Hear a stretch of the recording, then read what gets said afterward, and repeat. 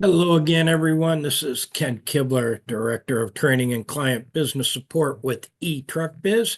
I'd like to say Happy New Year. Thank you for joining us as we roll into 20. It appears that volume is coming back strong, and we'll see that shortly. And it appears that weather is coming on very strong in some of the country right now. As always, there's going to be some challenges in the new year, and hopefully you come to these sessions, and hopefully eTruckBiz can help you with some of these challenges in 2025. So, without further ado, I'm going to turn this over to Jeff Walzak. So thank you very much for taking some time out of your day to attend. Cliff All Notes right. version. We're here. Our team, what we are here to do is to help you organize some of your admin functions, optimize productivity and efficiency, which will enable you to maximize your financial results. So you can own and grow your FedEx-based transportation company. Okay, so let's look at some of the volume trends. Now, that looks pretty bad, but it's happened before. So that's pickups on demand. That's what happens during Christmas week, New Year's week. That's what happened. But on the delivery side, if you look at that, there's already a little bit of a bounce there off the bottom. We haven't seen that for a while. About both the stops and packages. That's pretty good. Productivity wise, routes dispatch good. That went down because it has to. Look at that. Stops per dispatch. Back to the trend line already. That's a golf clap thing. Good job. That's Outstanding. that's Yeah. very difficult to do right now. This is for sure. For a month now, we're going to have to watch this very closely because you could lose a lot of money by dispatching the same amount of vans as you did back in peak. Very nice. Good job. So now that peak's behind us, let's take a look at this year's peak versus last year. So first of all, you can see the two different peaks. One of the things that's very prominent here is as far as stronger was it than last, it was very much stronger. A lot of you know there was a lot of volume that you didn't see last year. So as far as maxing out, it was very much stronger than anticipated, for sure, more than what FedEx had projected. So that's a good thing. The other thing here was a little bit of a longer peak. So last year it kind of peaked for maybe a few days, week, but this year we had 2 or 3 weeks, good, strong volume for 2 or 3 weeks. That's good. It's much better this year.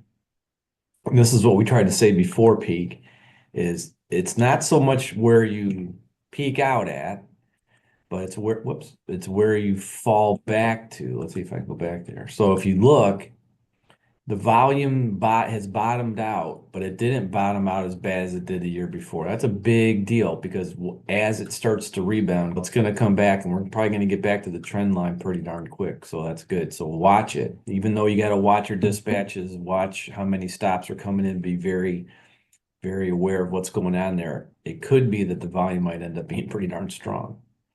So that's good. Okay, a little bit of news.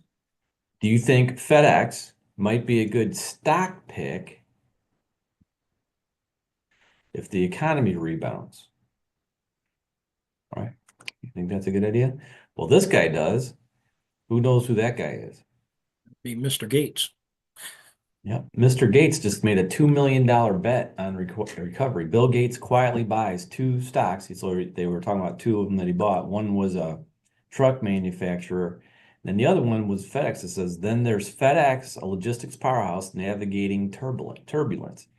Its third quarter report fell short of expectations, and the company revised its full year forecast downward, unsettling investors. But Gates saw an opportunity, snapping up another 1 million shares at an average $273 each.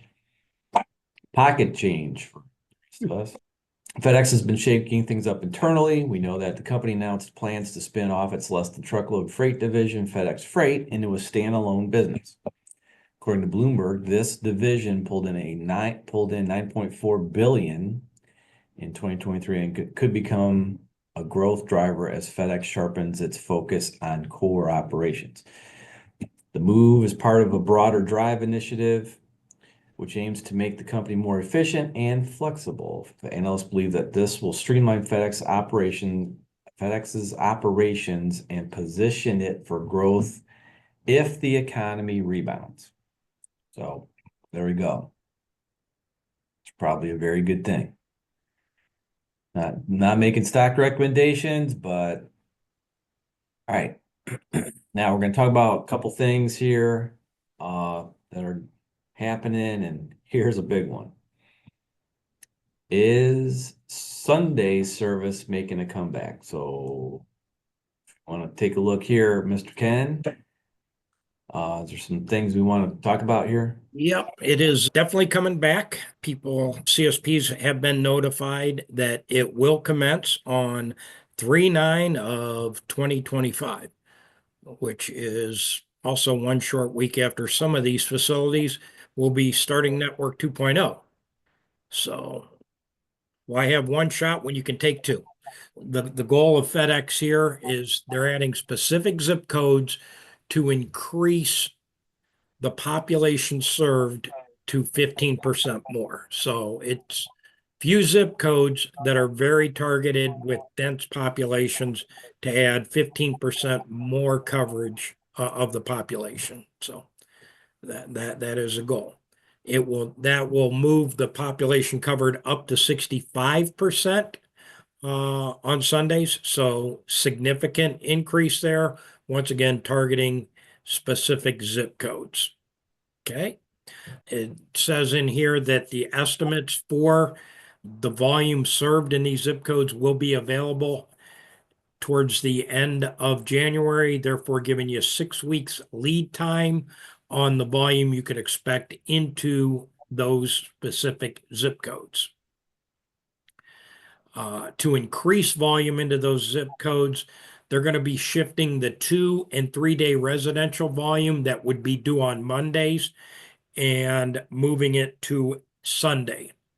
So that should increase density and stops to be served on Sunday. But then ask yourself, what does that do to my Monday? Because right now, yes, shippers are going to commit to giving more volume, but right now, this is just going to take volume from Monday. So you will end up having to adjust your plans for your Monday operations as well.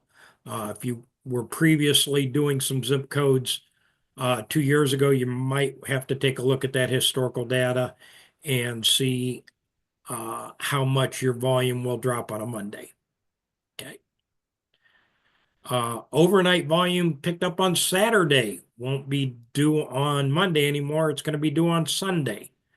So once again, another way to increase density, increase stops, but once again, taking volume away from Monday. So there are some people on here that already have challenging Mondays. This could make your Mondays a little more challenging. Once again, look at the historic data. If you did Sunday service before, go back to it. And your stops are going to be very, very low on Mondays at this point, once this commences on 3/9 of 2025. And the highlight, it says FedEx may offer additional charges via schedule or supplemental service charge in lieu of a negotiation. So what that says is they are not going to renegotiate contracts for this service.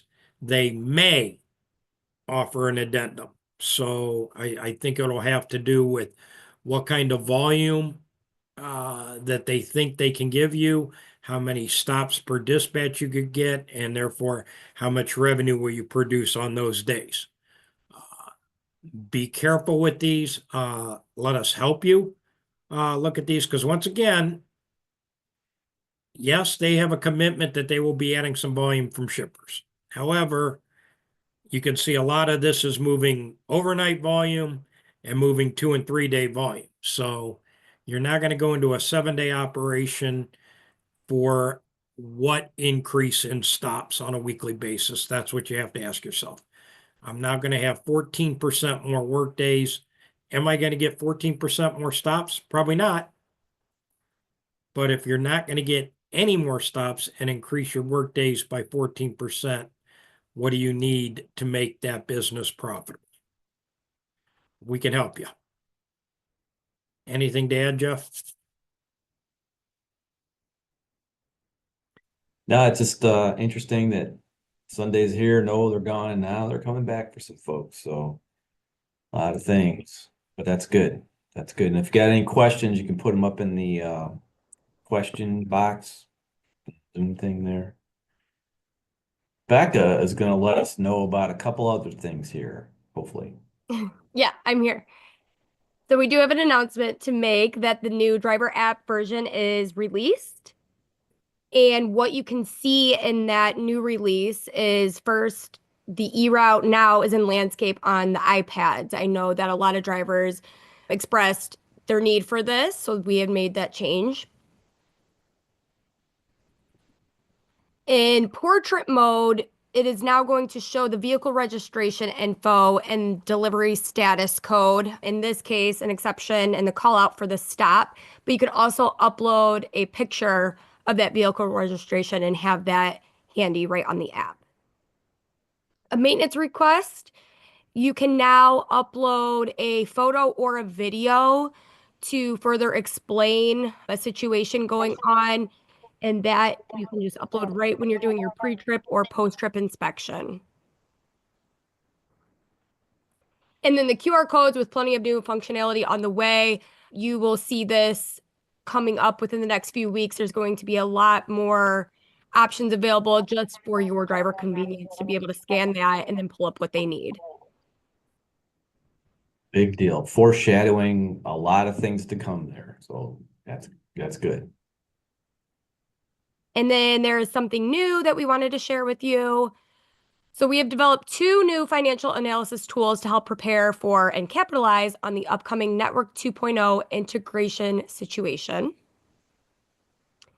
The first one is the standard operating budget and financial plan. So this is going to use your data to create a standard budget, which shows that what FedEx thinks you should be spending based on your latest negotiated charges. So some of you may have had this session with us already, but this is going to produce your easy number. Basically, that is your guide to achieving the planned owner's benefit. And then it's going to establish your baseline financials so you can plan and move into your optimized 2.0 negotiation. And then the second one, so this is going to be for those transitioning to Network 2.0 in March and now May, the optimized CSA Network 2.0 business analysis. So this is helping aid in understanding the new dynamic components that make up the new service provider financial model. So it's very similar, but we're going to be using that optimized packet that you would receive. So this is essential to analyze and optimize CSA and conduct a successful Network 2.0 contract negotiation. And it also allows you to hit the ground running with a solid plan for success in Network 2.0. These plans, along with our new business support system, are how CSPs are succeeding with Network 2.0.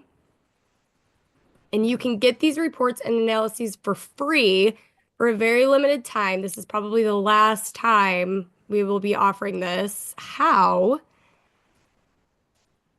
is if you would book a session with myself to go over the business support system. And just a reminder, the business support system is for service providers transitioning to Network 2.0, service providers expanding their operations to multiple facilities, service providers new to the business, and lastly, service providers who are remote. And then the programs that are in the business support system, the first one we have Administrative Services Manager program. This is going to help you manage your time effectively by us taking over all of those non-revenue producing tasks. And then we have the Optimized Performance program. This is going to maximize your efficiency. And the expense management program, this is to control your costs. This also is going to help simplify payroll, HR, benefits, recruiting, finance, productivity, taxes and accounting, time tracking, and so much more. All in one place. The business support system. So please book an appointment with me. You could do this by emailing me. You would get either of those reports, this for a limited time only. Book the appointment by emailing me at becca@eTruckBiz.com or go to this website and my calendar will pop up and you can pick out a time that best works for you. There is some information that we would need. So as soon as you book that, I will get in contact with you to get the information needed to produce this report for you. Okay, great. Yeah, we have a question that says, is that report for P&D or line haul as well? The Network 2.0 one would be just for P&D, but we can do a budget analysis for line haul as well, correct, Jeff? Yes, because you said it, Ken. And I wouldn't commit to something I can't deliver. That's right. So, but yeah, different model, no doubt about it. Take a little bit of modifications, but I think we can definitely do it because there are some different expense targets with the line haul contract compared to a P&D contract, but it can definitely be done. So we can help you with that. I did want to emphasize the difference between the Network 2.0 model and the original expense one. Simply, as Becca said, we'll use the data from the Network 2.0 packets because that data is different than what is in your PCAT and on your contract. Doesn't seem like they should be, but they are. And that's something that Carrie has discovered when helping with negotiations. So once again, don't go negotiations alone. Even if it's just not a Network 2.0, utilize Carrie's assistance because she is the expert. She's done more of these than anybody in the country. I can assure you that. Another one, do your company analysis of P&D routes that someone is looking to buy and help them determine how the routes are if the routes are profitable. Yes, we do have a business valuation. Seneca, are you able to expound on that? If not, it is a fee that we do charge, I believe $9.95 for.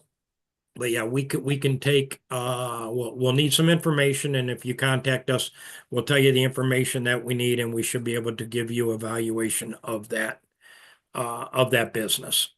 Yeah, that's exactly right. So the big thing there is looking at the particular business. However, the current contractor runs it doesn't mean that's how you would run it.